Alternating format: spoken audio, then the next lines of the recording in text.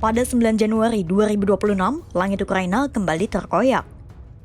6 ledakan dahsyat menghantam wilayah Lviv, kota yang selama ini menjadi benteng logistik utama NATO di perbatasan Polandia. Hari itu, dunia kembali menyaksikan amukan rudal Oreshnik, rudal hipersonik canggih yang digadang jadi momok bagi Eropa. Di balik kecepatan hipersonik dan gemuruh neraka yang dihasilkannya, Oreshnik bukan sekadar soal pamer kecanggihan militer Rusia. Bagi Rusia, Oreshnik adalah obat anti pusing instan yang bisa menekan balik segala sanksi dan ancaman dari Amerika Serikat dan Eropa yang menjepitnya. Kenapa rudal Oreshnik seolah jadi jalan pintas bagi Rusia, dan kenapa rudal ini jadi momok bagi Eropa?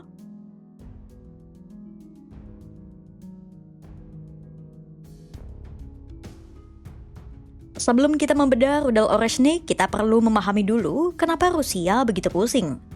Jadi, memasuki tahun 2026, napas ekonomi Rusia makin pendek.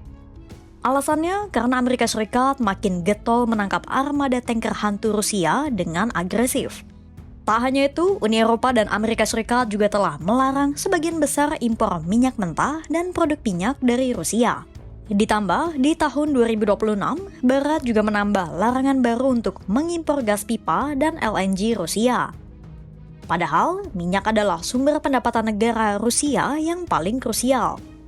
Istilahnya, minyak adalah bensin yang menggerakkan roda ekonomi sekaligus mesin perang Rusia.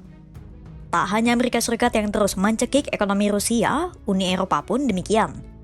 Strategi Uni Eropa melemahkan Rusia adalah dengan memperpanjang pembekuan aset cadangan devisa Bank Sentral Rusia senilai lebih dari 300 miliar dolar Amerika Serikat.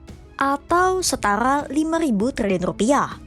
Pembekuan itu dilakukan sampai Juli 2026. Tak sampai di situ, Rusia juga dikenai isolasi dari sistem keuangan global SWIFT yang membuat transaksi lintas negara jadi sulit. Di bidang transportasi pun, pesawat Rusia dilarang untuk terbang melintasi ruang udara negara-negara barat. Hal yang sama juga berlaku bagi kapal-kapal Rusia. Akibatnya, di pasar domestik, rakyat Rusia mulai menjerit. Buktinya, inflasi rumah tangga Rusia kini telah menyentuh angka 13%. Seluruh sanksi itu telah menekan ekonomi Rusia, walaupun Moskwa telah mengalihkan sebagian perdagangannya ke Cina dan India. Di medan tempur pun kondisinya tak lebih baik.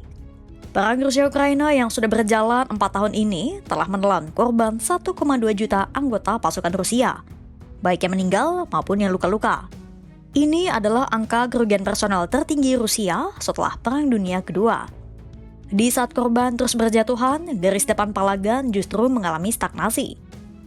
Sementara di saat yang sama, alutsista kebanggaan Rusia seperti jet pengebom, kapal penjelajah, dan kapal selam kini bisa dijangkau oleh Ukraina. Total kerugian peralatan militer Rusia sudah melampaui ribuan senjata. Karena perang, Rusia kehilangan 400-an pesawat tempur, 14-an ribu tank, dan ratusan ribu kendaraan pendukung logistik. Dari semua kerugian itu, Rusia tampaknya telah mencapai titik optimum kemampuannya dalam perang konvensional. Tantangan tak berhenti sampai di situ. Negara-negara Eropa juga mendukung kedaulatan seluruh wilayah Ukraina. Artinya, mereka tidak memberi pengakuan atas klaim Rusia yang telah menduduki 28% wilayah Ukraina. Negara-negara tetangga Ukraina itu bahkan ingin menempatkan pasukan anggota NATO di wilayah Ukraina. Tampaknya, semua itu membuat kepala Putin pusing 7 keliling. Di saat seperti itulah, Presiden Rusia Vladimir Putin membutuhkan sebuah game changer.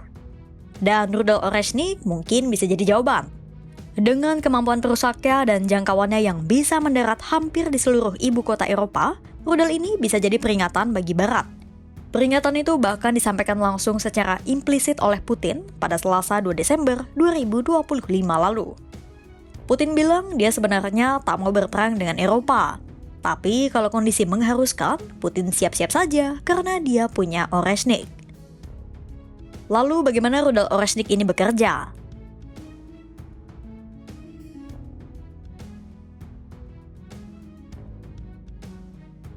Oreshnik dalam bahasa Rusia artinya pohon hazel. Dinamakan hazel karena saat beberapa hulu ledak rudal ini dilepaskan, visualnya seperti pohon hazel. CSIS telah menggambarkan bagaimana cara rudal ini bekerja. Cara kerjanya mirip RS-26 yang jadi varian dasar dari pengembangan teknologi Oreshnik. Sekarang coba bayangkan sebuah jarum super panas ditusukkan ke inti bangunan. Nah, seperti itulah cara kerja Oreshnik. Cara kerja Oreshnik bisa dibagi menjadi 3, dari struktur dan tahap peluncurannya, lintasan dan kecepatannya, lalu muatan dan mekanisme serangannya. Pertama, kita bahas struktur dan tahapan peluncurannya dulu. Jadi, Oreshnik adalah rudal dengan sistem 2 tahap roket pendorong yang menggunakan motor propelan padat. Di tahap pertama, roket pendorong pertama akan memberikan daya dorong awal untuk mengangkat rudal dari peluncur menuju atmosfer. Lalu di tahap kedua, setelah bahan bakar pertama habis, roket tahap kedua akan mengambil alih untuk membawa muatan lebih jauh ke atas melewati batas atmosfer sekitar 100 km di atas atmosfer. Nah, Oreshnik lalu mengikuti lintasan balistik yang melengkung tinggi hingga keluar atmosfer sebelum akhirnya kembali menukik tajam ke arah sasaran. Saat memasuki fase terminal atau fase menuju target sasaran, Oreshnik akan mencapai kecepatan ekstrim. Kecepatannya bisa mencapai Mach 10 atau sekitar 3 km per detik. Kecepatan hipersonik inilah yang membuatnya sangat sulit dideteksi dan dicegat sistem pertahanan udara. Barulah saat mendekati target sasaran, Oreshnik melepaskan hulu ledaknya. Dengan sistem MIRV atau Multi Independent Re-Entry Vehicle, rudal ini bisa melepaskan beberapa hulu ledak yang menyerang target berbeda dalam waktu bersamaan. Biasanya tiap hulu ledak membawa 6 submunisi. Saat submunisi menyebar, mereka terlihat seperti gugusan buah pohon hazel. Tiap hulu ledak Oreshnik bisa menjangkau sampai 5.500 km, mencakup hampir semua wilayah daratan Eropa. Dengan kecepatannya yang super cepat, Oreshnik sebenarnya tidak butuh banyak bahan peledak. Karena kekuatan Oreshnik sebenarnya ada pada energi kinetik murninya. Dengan kecepatan hipersoniknya, hantaman rudal Oreshnik ini sudah 4,5 kali lipat lebih dahsyat dari rudal SHUD konvensional.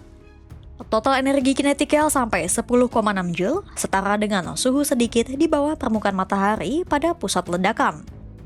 Inilah alasan kenapa Rusia cukup menggunakan hulu ledak tiuran atau dummy saat menyerang Lviv. Tidak dengan hulu ledak konvensional maupun hulu ledak nuklir. Tanpa memicu radiasi nuklir, Oreshnik sudah bisa melumatkan fasilitas bawah tanah seperti bunker bawah tanah atau bangunan dengan 3-4 lantai di bawah tanah. Sebuah kekuatan yang bahkan Amerika Serikat pun tak bisa menangkalnya.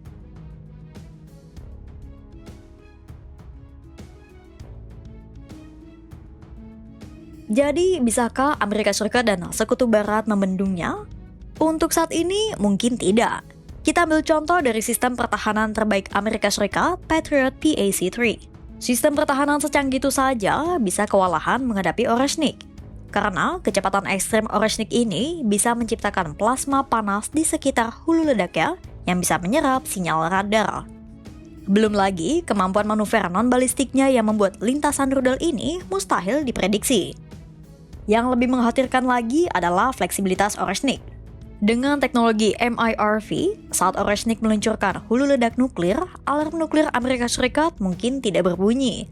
Sama seperti yang terjadi di Lviv pada 9 Januari 2026 lalu. Kini Oreshnik telah resmi diproduksi massal. 10 truk sistem Oreshnik dikabarkan telah bersiaga di Belarus, siap menjangkau target manapun di daratan Eropa. Bagi Putin, ini adalah cara melampaui batasan senjata nuklir tanpa harus benar-benar menarik pelatuk kiamat. Oreshnik adalah gertakan sekaligus bukti bahwa Rusia masih punya taring di tengah himpitan dunia. Lantas, mampukah rudal ini menjadi langkah skakmat dalam perang Rusia-Ukraina? Pantau terus perkembangannya hanya di kanal YouTube Kompas.com.